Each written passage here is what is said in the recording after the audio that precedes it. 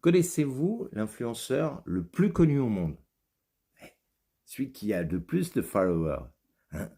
Il s'appelle Jésus-Christ. Le saviez-vous? Son nom, quand il est proclamé, hein, il y a une influence entre le ciel et la terre. L'influenceur qui touche le plus de cœurs aujourd'hui, que ce soit les jeunes, les anciens, et ça depuis des siècles et des siècles. Et ce qui est fou, c'est qu'à l'époque de Jésus, il n'y avait même pas de réseaux sociaux, pas d'écran, pas d'internet, pas la possibilité de se faire des selfies avec lui. Mais la connexion de la foi en Dieu, la foi en Christ est à l'évidence plus grande que le monde connecté aux réseaux sociaux. Ces punchlines ont été relayées sur des livres, ce qu'on appelle la Bible, les évangiles, traduction La Bonne Nouvelle, qui est toujours d'actualité, et le livre le plus vendu au monde. L'influence que Jésus a eue sur l'humanité doit nous poser encore aujourd'hui des questions. Quand il nous dit « Je suis le chemin, la vérité et la vie », comme le Père m'a aimé, je vous ai aimé. Demeurez dans mon amour. Tu aimeras ton prochain comme toi-même.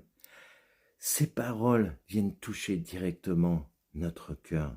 En fait, son influence sur cette terre est un véritable tsunami d'amour, tsunami de paroles de vie. Il a un impact en nous jusqu'à donner sa vie pour les autres. Il élève nos pensées vers les vertus et le goût du sacré. Il nous rend capables, car tout est possible à celui qui croit, à croire en Dieu.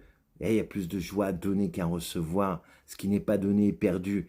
Alors si, depuis 2000 ans, les influenceurs de la parole de vie ont semé, alors qu'ils n'avaient pas de réseaux sociaux, en 2023, qu'est-ce qui nous empêche de devenir des influenceurs de l'amour de Dieu, des influenceurs de l'espérance? Je crois que ce monde a besoin de bâtisseurs, hein, pour construire une civilisation de l'amour.